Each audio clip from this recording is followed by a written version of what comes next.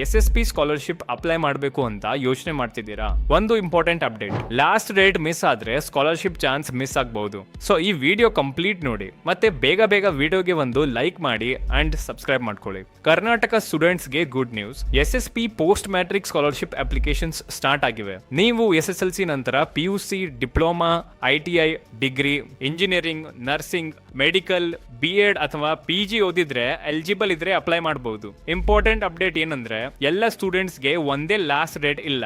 OBC ಮತ್ತು ST ಸ್ಟೂಡೆಂಟ್ಸ್ಗೆ application last date 31 August 2026 ಇದೆ. ಸೋಷಿಯಲ್ ವೆಲ್ಫೇರ್ ಡಿಪಾರ್ಟ್ಮೆಂಟ್ SC ಸ್ಟೂಡೆಂಟ್ಸ್ಗೆ ಅಪ್ಲಿಕೇಶನ್ ಲಾಸ್ಟ್ ಡೇಟ್ 31 ಜನವರಿ 2027 ಇದೆ. ಇನ್ನು ಮೈನಾರಿಟಿ, ಡಿಸೇಬಿಲಿಟಿ ಮತ್ತು ಬೇರೆ ಡಿಪಾರ್ಟ್ಮೆಂಟ್ಸ್ ಸ್ಕೆಡ್ಯೂಲ್ ಪ್ರಕಾರ ಓಪನ್ ಆಗುತ್ತೆ. ಅದಕ್ಕೆ ರೆಗ್ಯುಲರ್ ಅಪ್ಡೇಟ್ಸ್ ಚೆಕ್ ಮಾಡೋದು ತುಂಬಾ ಇಂಪಾರ್ಟೆಂಟ್. ಅಪ್ಲೈ ಮಾಡೋಕಿನ ಮುಂಚೆ ಈ ಡಾಕ್ಯುಮೆಂಟ್ಸ್ ರೆಡಿ ಇಟ್ಕೊಳ್ಳಿ. Aadhaar card, income certificate, caste certificate, bank account Aadhaar link ಆಗಿರಬೇಕು ಅಂಡ್ ರಿಕ್ವೈರ್ಡ್ ಅಕಾಡೆಮಿಕ್ ಡಾಕ್ಯುಮೆಂಟ್ಸ್.